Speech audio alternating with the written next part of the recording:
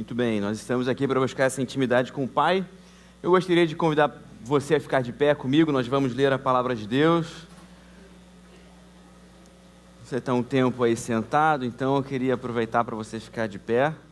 Pode esticar sua perna. Não quer dizer que eu vou demorar muito, vão ser só uma hora e meia aqui falando. Mas eu sei que o almoço já está pronto. Eu quero convidar você a abrir sua Bíblia em Gênesis capítulo 15, por favor.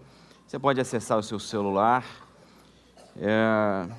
Eu vou ler do verso 1 ao verso 6. Gênesis capítulo 15, do verso 1 ao verso 6. Bom, eu vou ler na versão que está projetada, não sei se consegue jogar para cá, está aqui na minha frente, tem. Está escrito assim: depois dessas coisas, a palavra do Senhor veio a Abrão em uma visão. Não tenha medo, Abrão, eu sou o seu escudo. A sua recompensa será muito grande. Abrão, porém, perguntou: ó soberano Senhor, que me darás se continuo sem filhos e o herdeiro da minha casa é Eliezer de Damasco? Ele acrescentou: veja, tu não me deste descendência. Um filho entre os da minha casa será o meu herdeiro. Então a palavra do Senhor veio a ele: o seu herdeiro não será esse, aquele que for gerado por você será o seu herdeiro. Levando-o para fora da tenda, disse-lhe: olhe para o céu e conte as estrelas, se é que pode contá-las. Então prosseguiu: assim será a sua descendência. Abraão creu no Senhor e o Senhor lhe atribuiu isso como justiça. Que Deus abençoe a palavra dele em nosso coração. Você pode se sentar. Eu queria tirar 3 lições, tanto para nós pais, quanto para você que está aqui nessa manhã. Obviamente, nesse culto, e talvez você esteja falando: poxa, um culto falando só dos pais, com homenagem aos pais. Eu acho que nós vivemos um tempo de sociedade que a gente precisa falar sobre o masculino e repensar sobre o masculino, e é muito importante que nós estamos fazendo aqui, lembrando para você, papai, que você é um homem ungido pelo Senhor para exercer essa figura tão importante na sua família. Nós estamos aqui reafirmando que Deus é sobre a sua vida, é sobre a minha vida, para que nós sejamos pais segundo o coração de Deus. Mas existem algumas coisas nessa história aqui que são peculiares sobre a vida de Abraão como pai, e que são peculiares para a nossa vida também. A primeira coisa que eu queria destacar aqui é essa conversa inicial que se inicia com uma fala de Deus. Deus procura Abraão para falar: olha, eu vou abençoar a sua vida. Não tenha medo, eu sou o seu escudo e a sua recompensa será muito grande. Essa é a fala de Deus para Abraão. Abraão, não tenha medo, porque eu vou abrir as janelas do céu sobre a sua vida e eu vou te abençoar. Você vai receber da minha parte bênçãos especiais, eu vou te proteger na sua estrada, eu vou te proteger no seu caminho. E aí Abraão vem com uma resposta que para mim é totalmente lógica, porque talvez se Deus virasse para você nessa manhã e falasse: olha, fica tranquilo, fica tranquila, porque eu vou abrir as janelas do céu sobre a sua vida, eu vou recompensar a sua vida, você vai receber da minha parte muitas bênçãos e eu vou proteger você no seu caminho, você ia falar assim: nossa, agora eu estou tranquilo, eu vou seguir a minha vida, eu vou fazer as minhas coisas, eu vou conquistar isso que está sendo prometido para mim. Abraão me ensina uma primeira coisa aqui. Abraão tem um sonho que não é particular. Abraão não se abastece, não se sente confortável em receber essa mensagem de Deus, mas não ver alguém que ele pudesse compartilhar essas bênçãos no caminho. Abraão está incomodado de não ter descendência. Ele está recebendo bênçãos dos céus para ele, sozinho, como indivíduo, mas para ele não tem sentido receber bênçãos dos céus. Para ele, se ele não tem uma comunidade, se ele não tem uma descendência, se ele não tem alguém para compartilhar essas bênçãos. Nós estamos aqui não buscando bênçãos para nós, nós estamos buscando bênçãos que através de nós escoam para outras pessoas. Abraão me ensina, em primeiro lugar, a não ter sonhos individuais.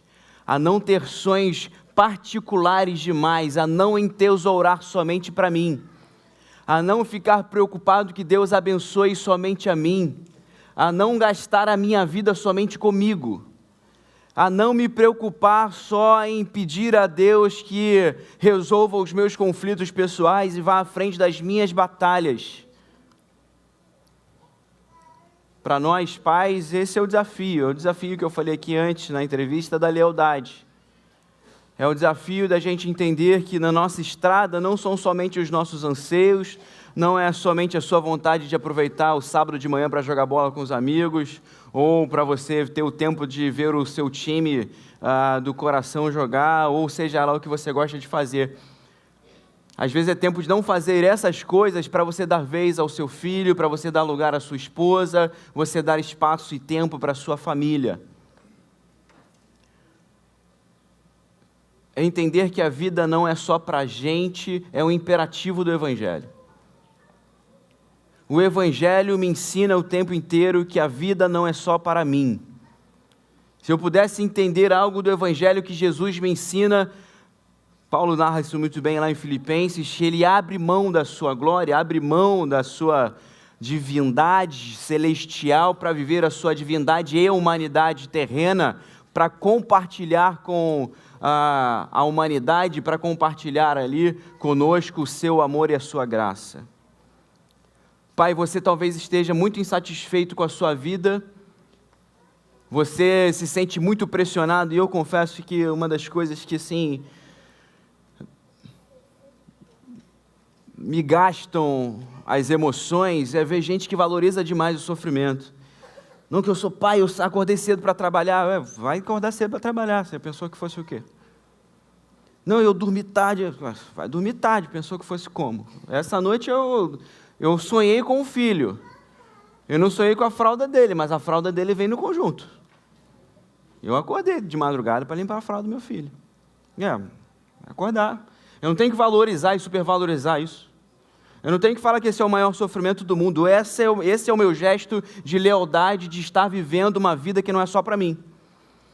Acordar cedo, trabalhar muito, deixar de comprar coisas para a gente, para comprar para o filho, deixar de ver coisas que talvez fossem prioritárias para nós, para exercer a prioridade que os filhos vão exercendo na vida, e é esse o caminho que a gente está trilhando. E graças a Deus, Deus tem nos abençoado, Deus tem sido esse Deus que nos promete as suas bênçãos, que nos protege no caminho, para que nós exerçamos exatamente esse valor de Abraão, de que pegamos essas bênçãos de Deus e escoamos na nossa família e nas pessoas que estão ao nosso redor. Existe muita insatisfação por não viver sonhos individuais aqui. E talvez Deus possa renovar o seu coração nessa manhã. Olha, talvez a sua insatisfação com a vida seja que você não esteja vendo beleza, prazer em labutar tanto para outras pessoas.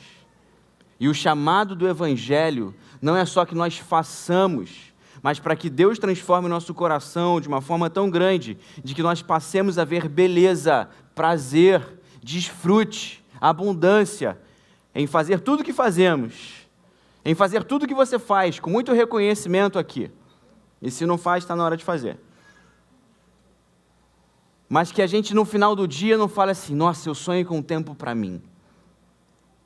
Não estou falando que você não tem que ter um tempo para você, eu planejei minhas férias para final do ano, eu vou precisar descansar também, não somos super-heróis, mas o que eu estou falando aqui é que se a gente passa 300 dias do ano reclamando dessa nossa luta, é porque nós não estamos vendo beleza nessa caminhada de construção de vida para os outros. Deus talvez queira renovar o seu coração nesse sentido.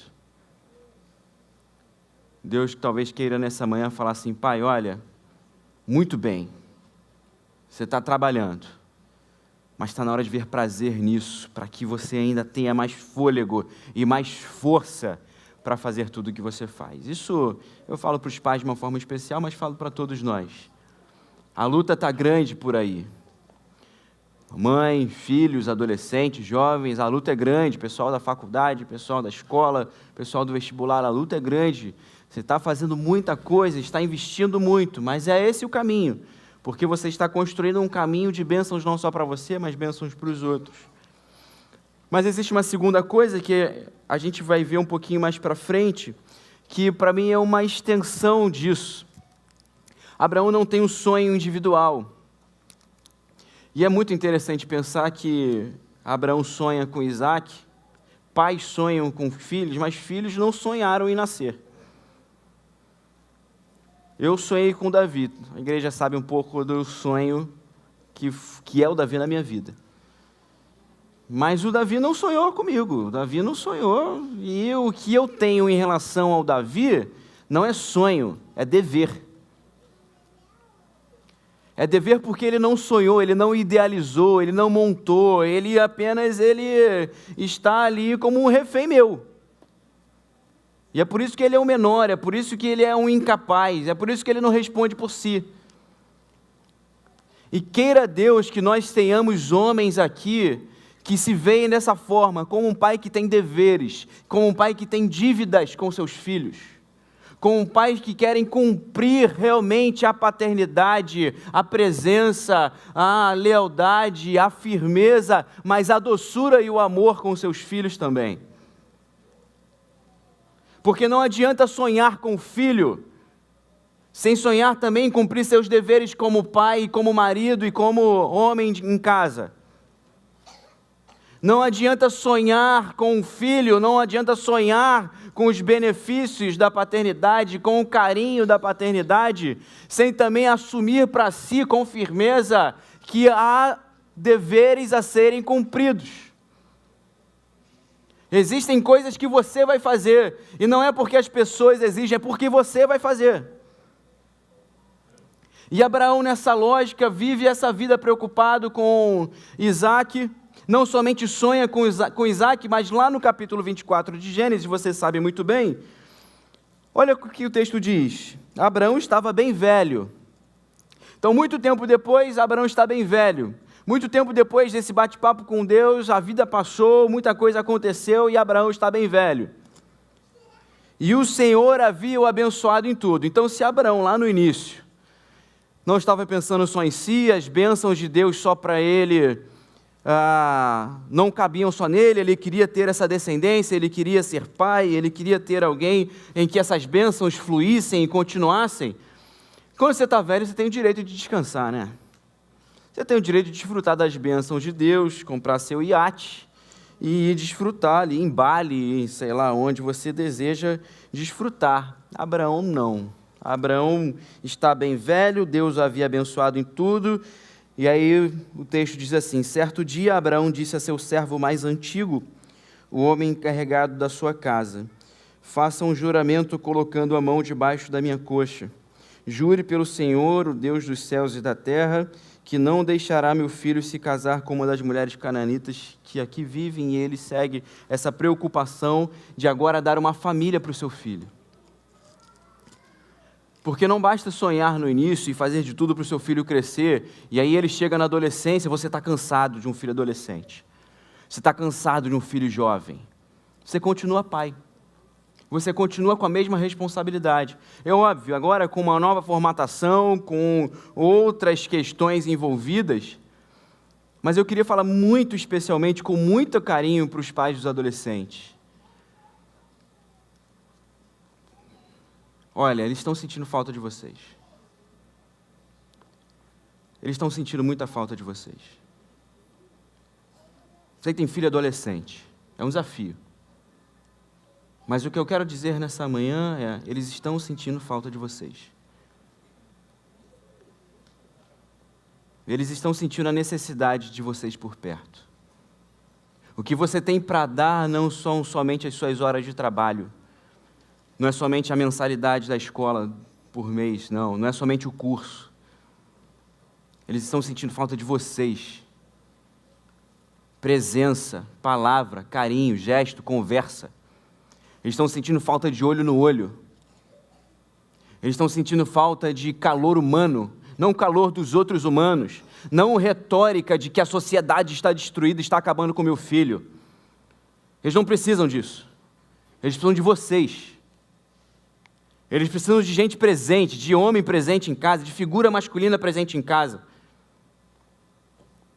Eles precisam que vocês sejam homens suficientes para serem maridos da mãe deles. Eles precisam que eu, no futuro, o Davi precisa de mim, no futuro, sendo um bom marido para Dani. Eles não precisam que você vote no cara que você acha que vai mudar a sociedade. Eles precisam que você seja homem suficiente para se preocupar até o fim com o caminho deles, assim como Abraão fez. Pai, você precisa se preocupar com o caminho do seu filho até o final. E digo mais, o seu filho não precisa ou não tem o dever de corresponder com as suas expectativas a respeito dele. Quem tem deveres sobre seus filhos, ou quem tem dever sobre nossos filhos, para me colocar na jogada também, sou eu e é você. Nossos filhos, por vezes, não acertam o caminho de primeira. Nossos filhos, por vezes, erram o caminho de terceira. E eu dou graças a Deus que eu tive um pai que não desistiu de mim e se preocupou com o meu caminho até o fim. Eu só fui acertar minha vida com Deus aos 17 anos. E eu já falei isso muitas vezes aqui, eu repito. E eu me converti porque eu olhei nos olhos do meu pai e falei, eu nunca mais vou fazer isso com você. O meu encontro com Deus tem a ver com eu encontrar os meus pais, mesmo eu chegando em casa, às vezes de uma forma que ele não queria, mas eu encontrava meus pais orando por mim e isso constrangia o meu coração. Eu encontrava ainda os meus pais me acordando domingo de manhã para ir para a igreja. Eu encontrava os meus pais ainda me incentivando a estudar, ainda me incentivando a ter o meu caminho. E isso constrangeu o meu coração porque meu pai não desistiu do meu caminho. Uma das maiores tristezas da minha vida é não poder ter o meu pai hoje aqui para ele ver que valeu a pena. Para ele ver hoje, meu pai não me viu casar, não vai conhecer o Davi, mas eu sei que eu sou fruto da insistência e da persistência do meu pai. Pai, você não sonha só para você. E você está incumbido da responsabilidade de ajudar a estrada do seu filho até o final. O tema de hoje é na estrada com meu pai, porque o meu pai não me abandona na estrada. O meu pai vai até o final na estrada comigo. Isso vale para nós também, isso vale para você que é mamãe, que é trabalhador, que é estudante. Você está construindo uma estrada difícil, não dá para parar no meio do caminho, vá até o final. Você começou com fidelidade, você começou ali recebendo as bênçãos de Deus, vá até o final, plante até o final, vai até o fim. Não é porque a gente começou certo, que a gente para no meio da estrada, é porque é muito melhor terminar as coisas do que começar, Eclesiastes diz isso. É mais importante o término das coisas do que o início das coisas. Porque no início, sonhar com vestibular, passar em medicina é ótimo. Até a segunda semana de aula. Depois, quando começam as provas, quando começam os apertos, quando começa a rotina, você vê seus amigos jogando bola e você não pode jogar bola, aí é difícil. É muito bom sonhar com a faculdade, é muito bom sonhar com tudo. Daqui a pouco vem as provas, a necessidade de estágio, e você já não tem mais o tempo que tinha, e você fica pensando o tempo inteiro em trocar de curso, porque você quer voltar para o início, você quer voltar para a superficialidade. É difícil ir até o final, mas vá até o final. Vá até o final, porque é mais importante terminar do que começar. Abraão está terminando a sua jornada, Abraão está terminando a sua vida, Abraão está bem velho, como diz o texto, mas ele ainda assim está preocupado em construir a estrada para o seu filho. Mas por fim, para você poder ir almoçar com a sua família, o texto termina com um verso que para mim revela a graça de Deus nisso tudo. Lá no capítulo 15 de Gênesis, o texto diz: Abraão creu no Senhor e assim foi considerado justo. Ou isso lhe foi atribuído como justiça. Esse texto aqui é usado por Paulo lá em Romanos capítulo 4, quando está explicando a justificação pela fé. Ele termina o capítulo 4 de Romanos com esse texto e começa Romanos capítulo 5 dizendo: justificados, pois, pela fé, temos paz com Deus. Porque ouvir sobre todas essas responsabilidades, ouvir sobre todos esses deveres, às vezes parece muito pouco evangélico. E às vezes parece que o que traz ao nosso coração é um certo sentimento de culpa, porque a gente não chega lá. Mas como eu acho que culpa é o antônimo do evangelho, eu queria te lembrar isso. Que a gente tem isso como meta, como alvo, e a gente se esforça para isso, mas talvez você que está aqui perdeu o timing da vida, perdeu o tempo mesmo, não conseguiu ser esse pai, não conseguiu exercer isso tudo, não tem conseguido ser um bom pai, não tem conseguido ser um bom marido, não tem sido uma boa pessoa no geral. Talvez você se sinta muito culpado. E o que acalma o meu coração nisso é virar a página e ver no capítulo 16 quem é Abrão. No capítulo 16, Abrão está cansado dessa espera por um descendente. Ele ouve um conselho da sua mulher Sara e ele tem um relacionamento com uma de suas concubinas, uma de suas escravas, uma das trabalhadoras da sua casa, e ele tem um filho chamado Ismael, que Deus diz para ele, esse não é o seu descendente. Logo após receber a promessa, Abrão erra. Abraão se antecipa, Abraão perde o tempo. E é por isso que, antes de contar toda a história da família, antes de revelar toda a história da família de Abraão, para mim o texto bíblico diz isso: Abraão creu no Senhor e isso lhe foi atribuído como justiça. A justiça que vemos como exemplo na vida de Abraão não é a justiça de um homem que foi perfeito em todos os seus atos, porque não somos. Mas é a justiça daquele que creu em Deus, que creu no seu favor, que recebeu da sua graça. E é isso que nós estamos aqui para anunciar. Olha, você que perdeu tempo, você que se sente o pior dos pais, ou acha que não tem sido um bom pai, não tem sido o suficiente, você que talvez esteja em caminhos que não são tão bons, está avaliando nessa manhã, diante de tudo que está vivendo aqui, que existem erros na sua caminhada. A melhor coisa que você pode saber nessa manhã é que nós recebemos essa atribuição de justiça, nós recebemos esse favor de Deus não pelo nosso mérito, mas pela graça de Deus. E que se houve tempo perdido, hoje Deus te chama para se arrepender disso e para caminhar com graça, para caminhar com transformação de vida, para caminhar com uma nova vida com Ele, porque Ele refaz todas as coisas. Aquele que está em Cristo, nova criatura é, as coisas velhas passam, a estrada que ficou para trás passa e todas as coisas se fazem novas, e nós é atribuída a justiça da graça de Deus, a justiça do Evangelho de Jesus à nossa vida, para que a gente tenha o passado apagado e possa trilhar uma nova caminhada com Ele. Você não precisa ser refém da sua história e dos seus erros. Você não precisa ser refém das suas omissões, você não precisa ser refém das suas maldades, você não precisa disso. Você não precisa se talhar, se machucar ou se ausentar porque acha que o tempo já passou e não dá para fazer mais nada. Isso é mentira do diabo para você. Deus te chama para uma nova estrada, Deus te chama para refazer a sua estrada. Deus te chama para retomar os passos. Deus te chama para recomeçar a vida dessa forma, não sonhando somente para você, preparando a estrada para os seus filhos ou para outras pessoas que estão ao seu redor. Deus te chama para ter um novo coração e Deus possibilita isso para você e quer realmente entrar na sua vida ou quer realmente gerar novos frutos no seu coração para que você vá até o fim e veja as bênçãos dele transbordando na sua vida. Eu não sei se você deseja isso nessa manhã, eu não sei se você deseja que as bênçãos de Deus transbordem da sua vida. Mas eu queria te fazer esse convite, olha, eu desejo sim ter as bênçãos de Deus na minha vida.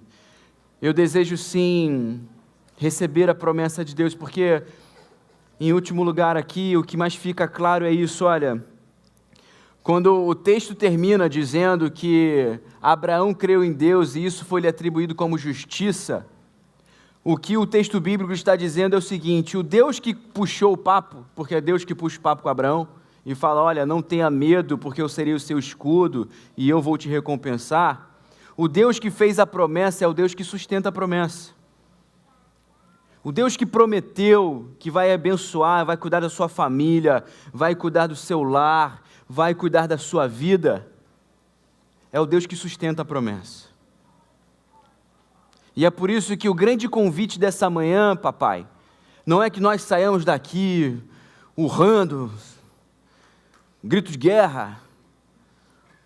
O grande convite dessa manhã é que nós dobremos os nossos joelhos diante daquele que prometeu e que é fiel para cumprir. O grande desafio da sua vida, pai, o grande desafio da sua vida, você que é trabalhador, estudante, não é que a gente grite que vai conquistar, mas é que a gente curve os nossos joelhos dizendo: Senhor, eu confio que Tu estarás comigo, estarás à minha frente, me protegendo, me abençoando. Eu creio no Senhor que, apesar dos meus erros, dos meus fracassos, da minha fraqueza, eu sei que Tu estarás ao meu lado, eu sei que Tu estarás à minha frente, eu sei que Tu estarás sobre mim e adiante de mim, preparando o caminho, me fazendo caminhar. Essa é a minha oração. Por fim mesmo, eu tenho feito uma coisa, eu prometi no meu coração que eu me dedicaria muito a cuidar de mim para cuidar do Davi. Eu passei a minha vida inteira orando para que meu pai não morresse. Meu pai teve uma vida que ele não cuidou da saúde, ele se aposentou por invalidez com 45 anos. Com 7 anos de idade, um médico virou para mim: olha, começa a se despedir do seu pai porque ele vai falecer em 6 meses. Meu pai viveu 20 anos depois, o médico morreu antes dele, não estou me vangloriando disso, mas eu sempre brinco disso, que a palavra final do Senhor. Mas eu queria falar uma última coisa para os pais aqui. Olha, eu ouvi de uma pessoa que chegou a minha fase de embarangar. Você vai engordar, você vai... Não. Você precisa cuidar da sua saúde. Você precisa fazer um check-up, isso faz parte da paternidade também. Seu filho não quer que você morra cedo. Eu passei a minha vida inteira orando para o meu pai não morrer. Meu pai não me viu casar. Então você precisa cuidar da sua saúde. Faz parte dessa estrada e dessa responsabilidade com seus filhos, você parar de bater no peito: não, porque eu como mesmo, eu faço mesmo, eu não faço nada. Vai amanhã fazer sua caminhada. A gente tem um monte de projeto esportivo aqui. Você pode fazer jiu-jitsu, taekwondo, tênis de mesa, pode fazer um monte de coisa. Aqui na igreja tem um monte de coisa, e lá fora tem um monte de coisa. Mas você, papai e mamãe, seu filho não quer que você morra cedo. Deus está colocando isso no meu coração para falar isso para você de uma forma muito séria. Você precisa cuidar da sua saúde. Porque muito além de ter as bênçãos de Deus escoando através de você, seu filho quer que você seja a bênção de Deus na vida dele. Você é bênção de Deus na vida do seu filho, e para isso você precisa estar presente. Você precisa levar seu filho para o altar. Você precisa levar sua filha para o altar. Você precisa estar na estrada com ele até o final. Bom, que Deus nos ajude e nos abençoe dessa forma. Papais, fiquem de pé, por favor. Você que é pai, eu queria orar pela sua vida de uma forma especial agora. Você que se junta a mim nessa estrada que muitos já conhecem mais que eu. Bom, eu estou no primeiro, eu espero que a gente vá ir até o 4º filho. O pessoal está rindo de mim, olha aí. Não duvida de um homem não, rapaz. Vamos orar pelos nossos pais. Senhor, nós nessa manhã, diante da Tua palavra, diante de tudo aquilo que já vivenciamos aqui, queremos pedir a Tua graça, pedir o Teu favor sobre nossas vidas. Pedimos perdão pelos nossos erros, Senhor, somos falhos, somos limitados, mas nessa manhã, Deus, que o Senhor renove sobre as nossas vidas as Tuas promessas. Confiamos que Tu és o nosso escudo, confiamos que Tu nos recompensa e que Tu nos abençoas, Senhor. Confiamos nisso. Não nos deixa, Senhor, temer o dia de amanhã, não nos deixa vacilar, Senhor, na nossa estrada, para que sejamos ali companheiros firmes dos nossos filhos. Não nos deixa, Senhor, temer o dia de amanhã, não nos deixa, Senhor, vacilar os pés, para que sejamos também companheiros firmes, Senhor, das nossas esposas. nos dá esse teu amor paterno, doa para nós essa incumbência maravilhosa, pois tu és o nosso Pai maravilhoso. Deus, se há algum pai aqui que anda se sentindo cansado demais, renova as forças, que eles estejam vendo que tudo o que tem sido feito é bom propósito da tua vida na vida deles.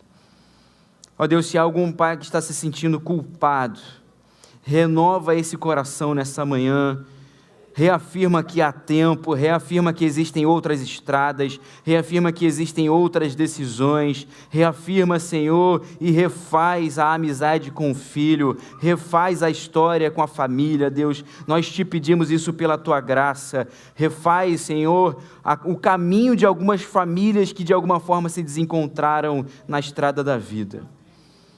Restaura agora, Senhor, restaura no teu favor, no teu poder, o coração desse homem que por vezes se sente sozinho em casa. Reconecta os corações, Deus. Nós te pedimos isso porque tu és aquele que sustenta as tuas promessas. Nós confiamos em ti e queremos também nos comprometer assim com o teu evangelho. Nós te agradecemos por tudo, Senhor, em nome de Jesus, amém. E amém. Você